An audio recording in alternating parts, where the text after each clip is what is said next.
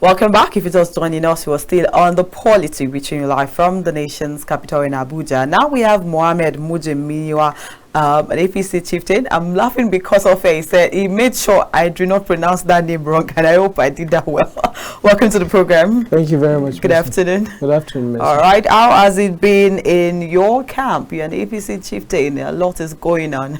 Well, thank you for having me. Okay. And if you could recall, the last time I was here, I assured you that you bragged about it. So congratulations are in order. Okay, before we get into talking about the reasons why we have oil theft and how that can be curbed, it looks like a lot is going on in your camp, and then there's been rumor that the president's son, that's Seyi Tinubu, it looks like, well, there's been rumor that he meddles or he is meddling with most of the appointments and appointees. How true is that? Well, thank you very much, Messi, and this is an opportunity for clarification. Now, there's a line drawn by Seyi Tinubu with regards to him being the president's son and being a citizen of the Federal Republic. Now, during the campaign, he stepped out of his comfort zone to join us in the campaign. He led the youth campaign council, and he gives so many youth opportunities to contribute their quota to the success of this administration. So it is only fair if you look at him as a citizen of the Federal Republic and as a stakeholder when making consultations with regards to appointments that has to do with the young people. And so far, it is quite commendable how the president has been given the young people opportunities to contribute their quota from different angles, from the ministerial nominees that you've seen so far, and the appointees as well, and the recently appointed special assistants to the president. So many of them are youth and women. So it's quite commendable, and well, thank you for the opportunity to make this clarification.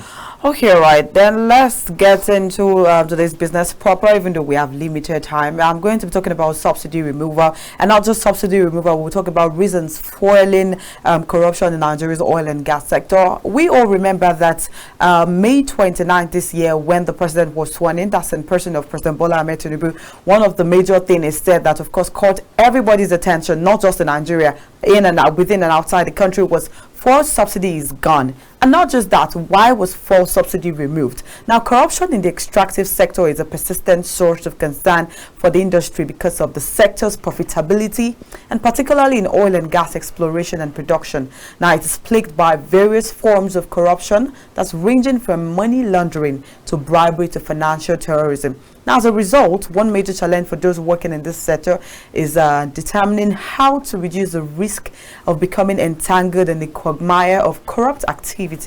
Now, whether within their own corporation or through third-party interactions.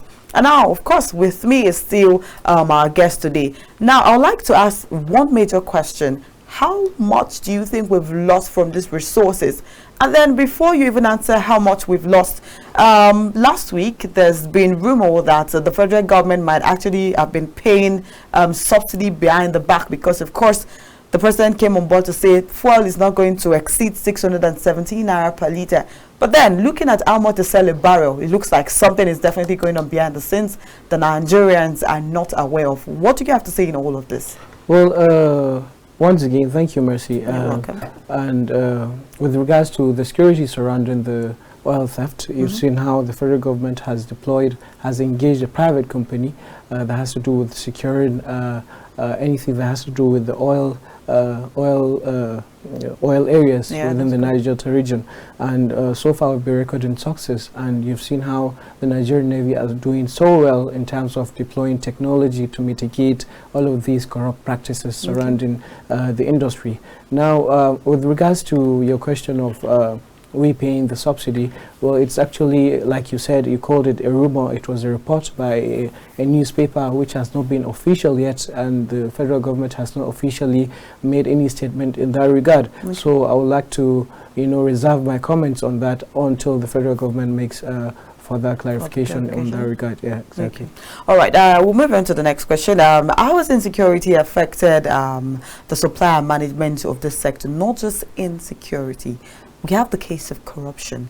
I mean, subsidy was removed because people feel like if 3 trillion naira was allocated to subsidy, let's say a bunch like 1.5 trillion goes into the pocket of whoever is managing it. How true is this? And then speaking about insecurity, I mean, before you came, I had a guest that was talking about President Yar'Adua's administration, that he said in 3 months he was able to curb a lot of things going on in the Niger Delta region with amnesty. But then we know that the insecurity still persists. Not just that, we still have the corruption of people stealing oil theft. Stealing oil. So what do you have to say in all of this, and how do you think these can be curbed? Well, one cannot deviate from the fact that security is quite a challenge, and in our manifesto of the Renewed Hope, we have effectively and efficiently addressed that issue of security. And ever since the president came on board, he has been deliberate with regards to addressing the issue of security. Okay. This is why we engaged a private company in order to help assist the government in mitigating these corrupt practices surrounding the industry.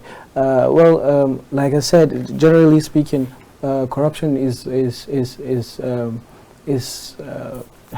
to do with the institutional decay of our system.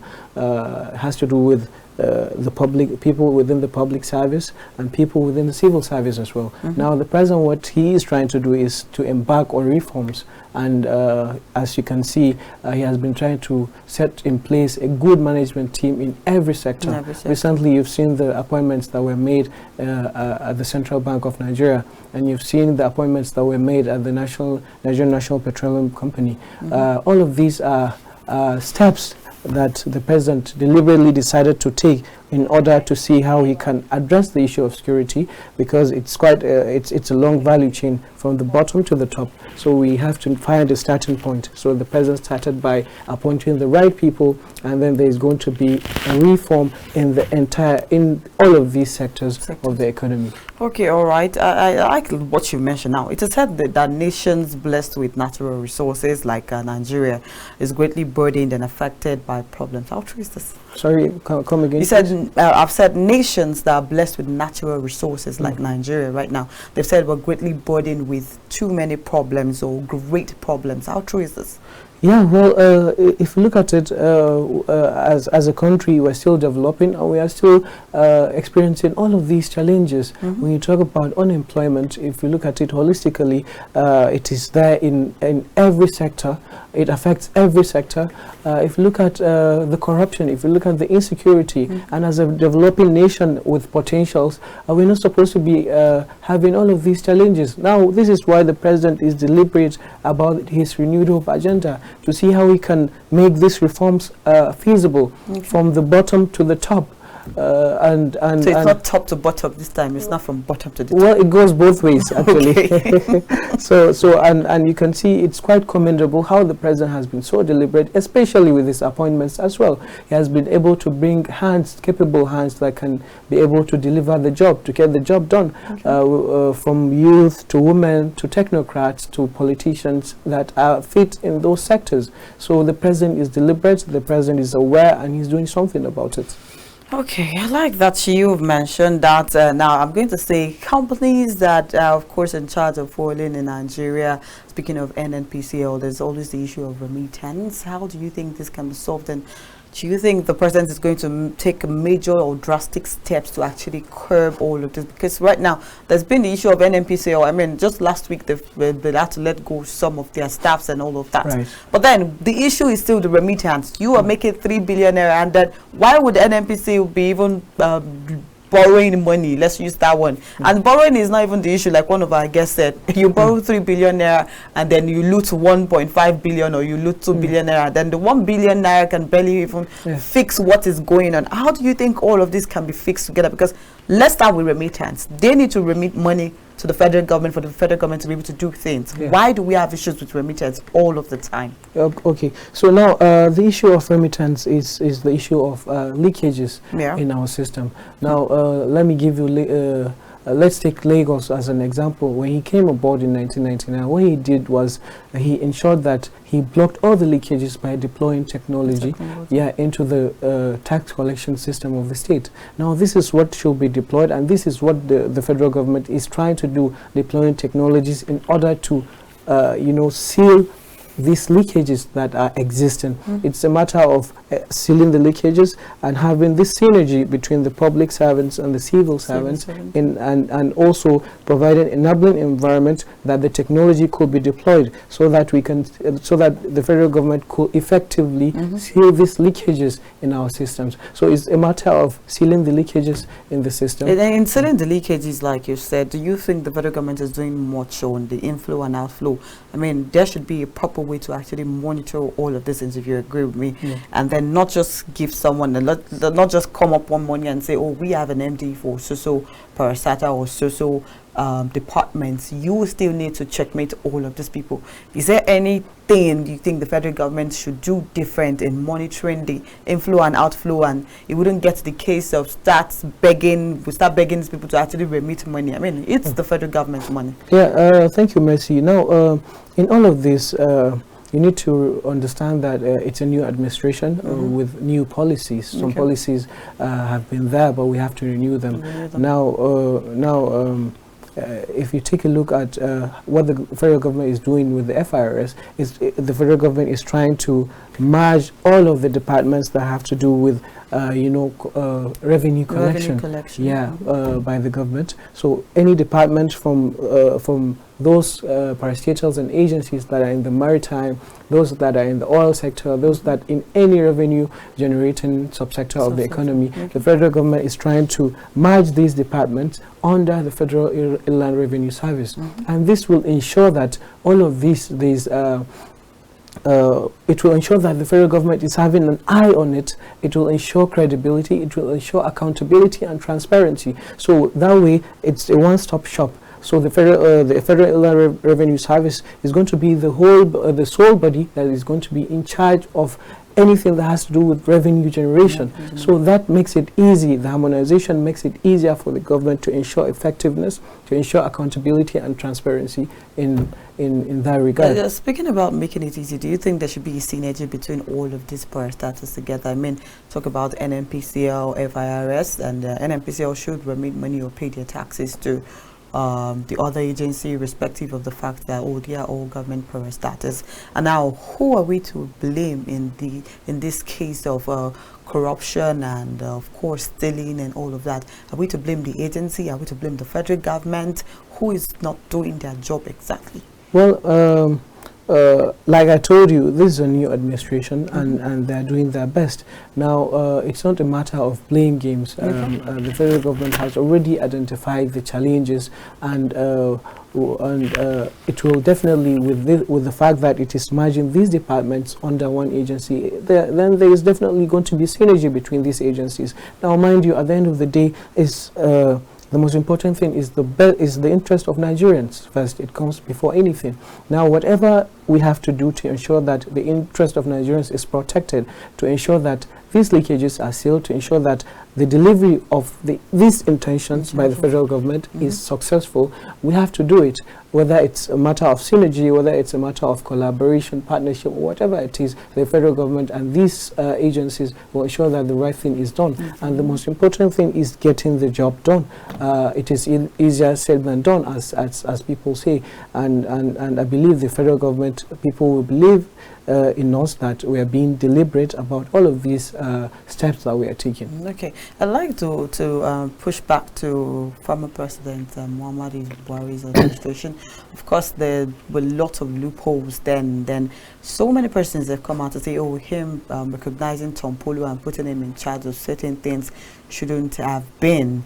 And then it brings me to my next question. Does that mean we, the indigenous people, are the problems, or the foreign people? Because I think a few weeks back, they actually caught one of their ships that was trying to, of course, escape with lots of barrels of oil and all of that. Now, the question is, even the indigenous people, we know they have problems to start with, but then how do we checkmate the foreign ones when the indigenous people are actually even stealing? I mean, they say charity begins at home, right? How do you checkmate all of this? Yeah, well, just like you said, these corrupt practices, it's not a one-party thing, just like you said. The indigenous people, they have their stake in it. The security agencies, they have their stake in it. The foreigners, they have their stake in it as well. Now, the federal government, by engaging these private companies, there's an agreement between these private companies and the federal government, and this is their job. And so far, from the engagement of Tempolo till date, the federal government has been able to record success in terms of addressing these issues, these challenges in those with regards to these corrupt practices happening there. Now, there are going to be new policies that will be announced in the coming days by the federal government with regards to the oil sector at large, and Nigerians, I will let Nigerians know until these policies are announced. They will know the plans of the federal government in terms of addressing all of these issues. The special advisor to the president on oil and gas is currently working on it day and night. She's trying her best working on it, and these policies will soon be announced, and these challenges will surely be addressed. Okay. All right. I like the note you've left us with, but leaving it now, what do you think the government should do to people defaulting? I mean, people that actually steal. Nigerians don't just want to see, oh, we've arrested people that are trying to steal our money and all of that. We don't just want to see, oh, so person was trying to run away with 100 barrels of oil and everything. What do you think? I mean, we need immediate actions, not just push them to jail. Like I always say, for every action there is an equal and opposite reaction. So we are looking at consequences, and I mean major consequences to all of these actions. What do you think should be the way forward? Well, I believe there should be strong sanctions introduced by the federal government when any of these foreign companies is caught in these corrupt practices. But mind you, these foreign companies are not able to involve themselves in these corrupt practices without the connivance and the cooperation of our security agencies. Now, the security agencies too, there has to be measures that are put in place when you are caught, when you are involved right-handed or whatever it is in these practices. There should be strong sanctions to the security agencies, security personnel as well, to the indigents as well. They have their own quota to contribute in those practices as well. So we don't just look at one side and ignore the other side. We have to address it holistically and at once. So I believe the federal government is going to do the right thing in that regard. Okay, well, you said something that caught my attention, and I'm sure our viewers too are very interested in it. They're talking about policies coming up. Looking forward to that one. So thank you very much, Mohammed Bitanyiwa. Thank you. It's been an insightful analysis of course, this new administration. I would be glad to have you on board, of course, to talk more about appointments later. We're opening the Senate seats and then declare most of these ministers that needs to be cleared, and then we'll have you on board and discuss more about these things. Thank you so much for coming on board. Anytime, Mercy. It's my pleasure. All right, our viewers at home, this is where we round up for today's Polity. Thank you for staying tuned with us for today. I remain Mercy Babajide. See you same time, same station tomorrow. Bye.